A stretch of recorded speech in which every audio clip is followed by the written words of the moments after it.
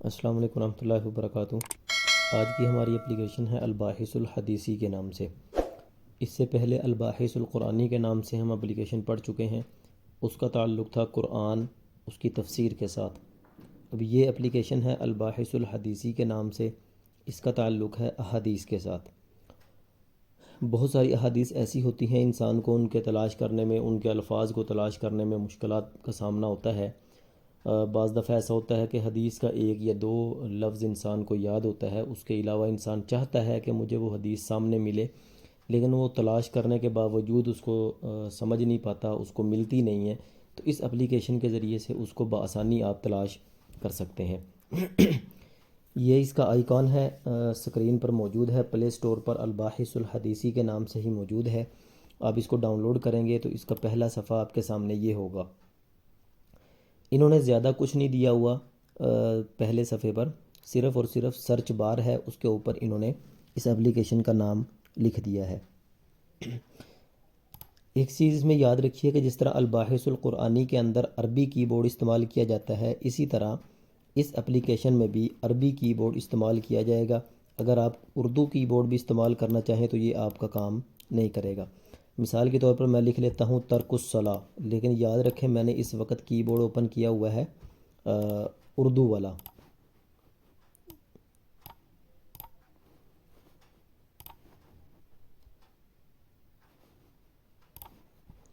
ترک الصلاۃ، اب یہ دیکھیں یہاں پہ جتنا مرضی میں اس کو سرچ کر لوں، لیکن یہ اس کا جو ہے وہ کوئی نتیجہ نہیں سامنے دے رہا۔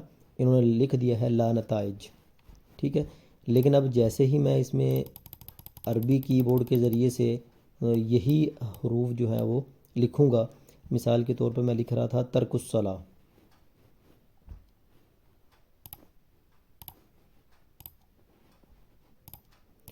اب یہ دیکھیے جیسے ہی میں نے ترک الصلاۃ لکھا ہے تو اس نے فوری طور پر جتنے بھی نتائج ہیں اس کے، جس حدیث کے اندر ترک الصلاۃ کا مفہوم ذکر کیا گیا ہے وہ انہوں نے ہمارے سامنے لا کر رکھ دیا ہے۔ مثال کے طور پر پہلی روایت جو انہوں نے سامنے لائی ہے وہ حضرت جابر بن عبداللہ رضی اللہ تعالیٰ عنہ اس کے راوی ہیں کہ بین العبد و بین الکفر ترک الصلاۃ، کہ بندے اور کفر کے درمیان جو فرق کرنے والی چیز ہے وہ نماز کو چھوڑ دینا ہے۔ اور ایک اسی کا دوسرے لفظ ہے وبین العبد والشرک ترک الصلاۃ، کہ بندے اور شرک کے درمیان فرق ہے، نماز کو چھوڑ دینا۔ اچھا، اب اس کا حکم کیا ہے، اس کو کن کن راویوں نے ذکر کیا ہے وہ سارا انہوں نے نیچے لکھ دیا ہے۔ علامہ طبرانی رحمۃ اللہ علیہ نے اس روایت کو ذکر کیا ہے۔ اب آپ چاہتے ہیں علامہ طبرانی رحمۃ اللہ علیہ کا مختصر سا تعارف آپ کے سامنے ہو، تو اس پہ آپ کو ایک باریک سی لائن نظر آ رہی ہوگی۔ جیسے ہی آپ اس پر کلک کریں گے تو اوپر جو ہے علامہ طبرانی رحمۃ اللہ علیہ کے مختلف سے احوال انہوں نے یہاں پر ذکر کر دیے ہیں۔ ان کا مکمل نام ہے، ان کی جو ہے وہ کنیت وغیرہ ہیں، امام حافظ الثقہ ہیں، ٹھیک ہے، اور محدث الاسلام ہیں۔ ان کی وفات وغیرہ جو ہے انہوں نے ساتھ ہی ذکر کر دی ہے۔ یہ حدیث ہو گئی۔ اچھا، اس سے نیچے والی اگر حدیث آپ دیکھیں تو بین العبد والکفر او الشرک ترک الصلاۃ فاذا ترک الصلاۃ فقد کفر، کہ یہ ایک حدیث ہے، اس کو علامہ البانی رحمۃ اللہ علیہ کا حوالہ انہوں نے دیا ہے۔ اب آپ جاننا چاہتے ہیں کہ علامہ البانی رحمۃ اللہ علیہ کون ہے، تو آپ اس پر کلک کریں گے تو آپ کے سامنے ان کا جو ہے وہ تعارف آ جائے گا کہ محمد ناصر الدین بن الحجاج نوح بن النجاتی، یہ ان کا جو ہے وہ نام دیا ہے، اور آگے کنیت ہے، لقب وغیرہ انہوں نے سارا اس کے آگے سامنے ذکر کر دیا ہے۔ ایک تو یہ چیز ہے۔ دوسرا اس کے اندر آپ کو ایک اور مزے کی چیز یہ دیکھنے کو ملے گی، شرح و روایات اخرى، دوسری روایات میں اس کے بارے میں کیا جو ہے وہ احادیث کون کون سی کتاب میں ہیں۔ اب یہ دیکھیں،